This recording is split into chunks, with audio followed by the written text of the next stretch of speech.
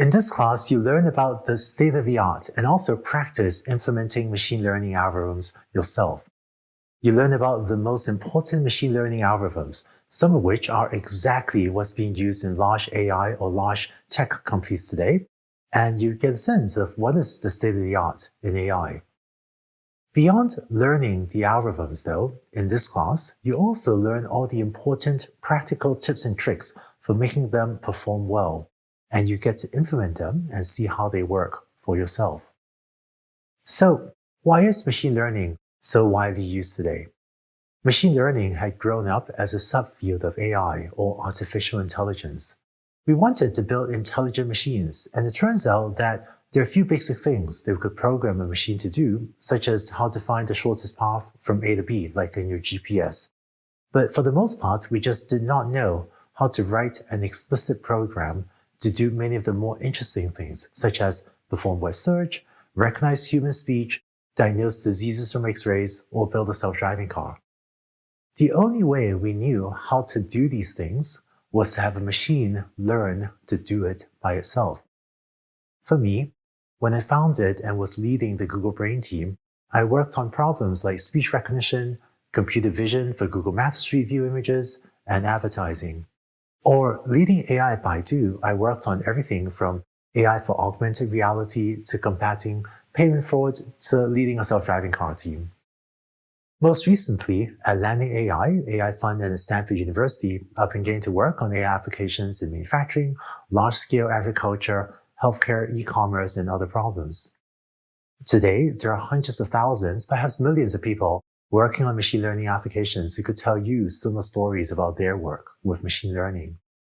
When you've learned these skills, I hope that you too will find it great fun to dabble in exciting different applications and maybe even different industries.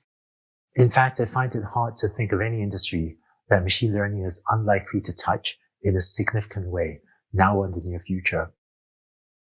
Looking even further into the future, many people, including me, are excited about the AI dream of someday building machines as intelligent as you or me. This is sometimes called Artificial General Intelligence, or AGI. I think AGI has been overhyped, and we're still a long way away from that goal. I don't know if it'll take 50 years or 500 years or longer to get there, but most AI researchers believe that the best way to get closer toward that goal is by using learning algorithms, maybe ones that take some inspiration from how the human brain works. You also hear a little more about this quest for AGI later in this course. According to a study by McKinsey, AI and machine learning is estimated to create an additional $13 trillion of value annually by the year 2030. Even though machine learning is already creating tremendous amounts of value in the software industry, I think there could be even vastly greater value that is yet to be created outside the software industry, in sectors such as retail, travel, transportation, automotive, materials manufacturing, and so on. Because of the massive untapped opportunities across so many different sectors, today there is a vast, unfulfilled demand for this skill set.